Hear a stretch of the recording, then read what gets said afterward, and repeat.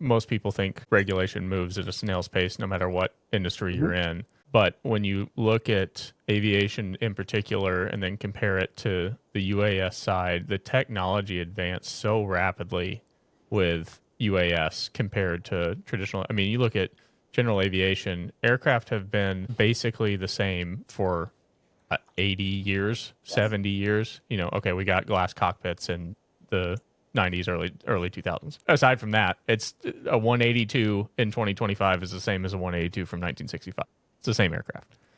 But with UAS, now we went from things that were barely stable, maybe you could duct tape a GoPro to it, to, like you mentioned, the wing deliveries where they don't even technically need someone controlling it. They just tell it where to go and it can drop a package in your front yard in 10 minutes. To be able to keep up with that from a regulatory standpoint seems like an almost impossible ask because the technology just far outpaces what you can even predict. You can look at it two ways. Congress passed a law that created the FAA. And as I said, the only thing it says in there is, okay, FAA, thou shalt hold transport to the highest level of safety, and you must license every aircraft and operator.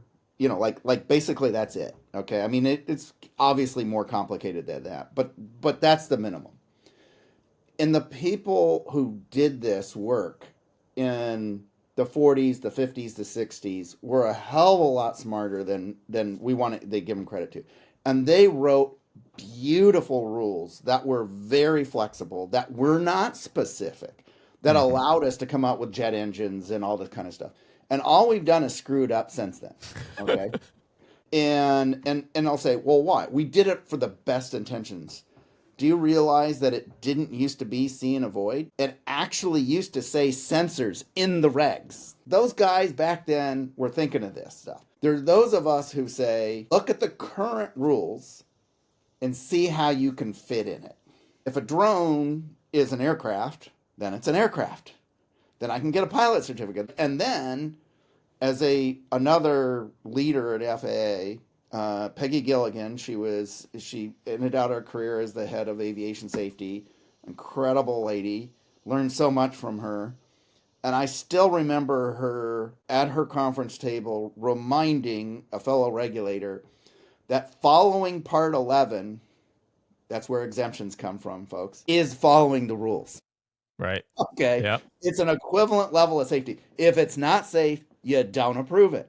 And there's nothing wrong with taking that basic structure, using Part 11, and presenting something that, hey, this doesn't really fit here, and here's how, presenting a way to operate safely, right? That's an important concept. And I think both industry and some in the FAA have lost sight of that, and I'm blaming industry too. How many times have I heard that the regulator must give me a piece of paper that says specifically that I can do this? Or you can say, no, I don't want a piece of paper from you. Your regs are, I can already do that. I can do this because there's nothing in the regulations that say I can't.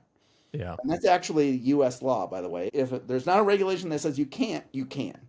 Yeah. It's not a loophole. It's by design. It's not, there you go. It's not a loophole. And that's what, and this is the bad thing. I think it's really a bad thing when we start thinking of it as a loophole.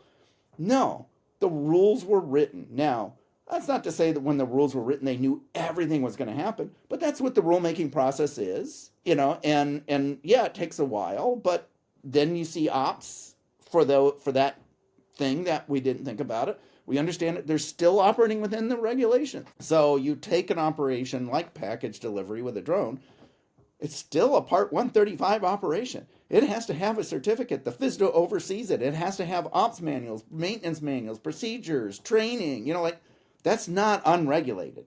And it fits before we even get a 108, right? So this idea of it's nothing or something, I'm like, no. We have regs.